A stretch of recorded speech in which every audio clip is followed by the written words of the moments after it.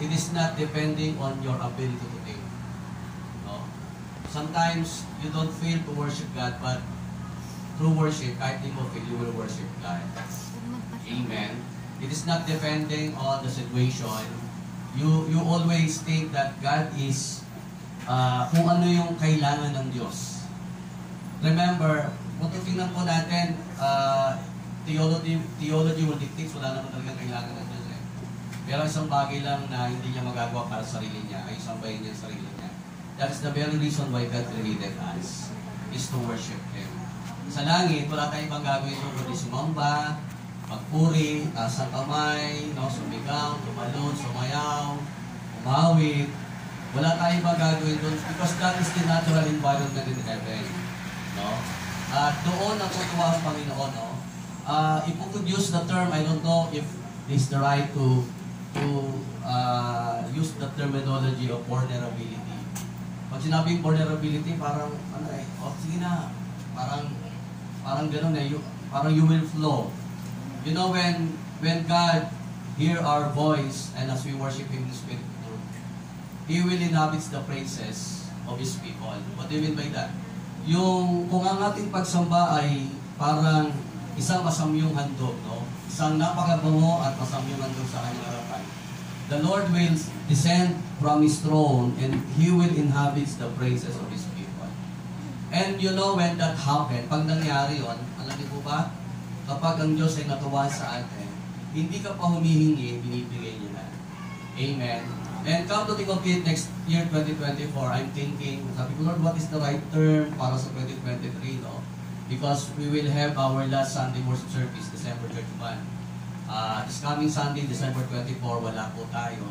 Pinainan po natin, usually ginagawa natin, for us to have enough time for our family, to pray for them, to make bonding with your own family and pray for them so that they will also come to know the Lord Jesus Christ, and your family later on will serve the Lord, no, as a family. Just Gospel said, as for me and my family will serve the Lord. No? Kunin natin yung pagkakataon na yun, no, na ipanalangin, ipag-pray, yung malapit sa buhay, and then talaga maramdaman natin yung bonding ng family. Yun isang bagay na nakakalungkot pag Pasko, nawawalan yung bonding sa family.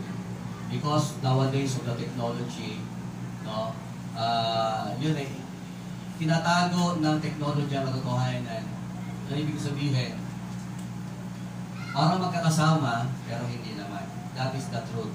Yun yung sinasabi ko, tinatago katotohanan kasi magkakasama, parang hindi naman. Ano ibig sabihin? Kasi nasa isang round table, pero lahat na kayo ko. Paso nagpipray, kaya hindi. Kaya na kayo ko, nakong-cellphone lahat yun. Lahat yun nag-Facebook, lahat yun nag-chat. Magkakatabi sila, pero hindi naman sila magkakasama. Because may kanya-kanya po silang mga...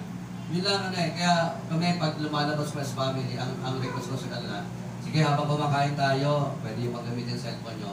Pero pag kayo magbibigay na ako ng impartation sa family, oops, tanggalin nyo na yung cellphone nyo. Anyway, 30 minutes, 40 minutes is enough for me to say whatever I want to say. No? So yun yung aming rules. No? Kasi talagang technology dyan yan eh. Kailangan lang natin i-manage yung technology. Amen. The technology must not dictate our life. We should dictate paano mo gagamitin ang technology, especially for the glory of God. Are you ready, church? Are you ready, church? Sana huwag tayong yung vulnerability, yung parang wala ka nung pakialam, no? Parang you will open your heart to the Lord. You will dance, you will worship God, you will sing. Wala kang pakialam, no? Just like King David. Kasi this is a rehearsal. Because in heaven, as I said a while ago, yun ang gagawin natin, sumamba, umawit, sumayaw, sumigaw, tumalon para sa Panginoon. And mag-practice na tayo dito, para pagkain natin sa langit, hindi tayo OP. Sabi mo sa katabi mo, hindi ka OP. Hindi ka OP sa langit. Kasi sanay ka na dito sa lupang sumamba. Okay, isang malakas sa palakpak para sa ating Panginoon. Open our hearts and let us be in the state of expectancy. Praise the Lord. Amen.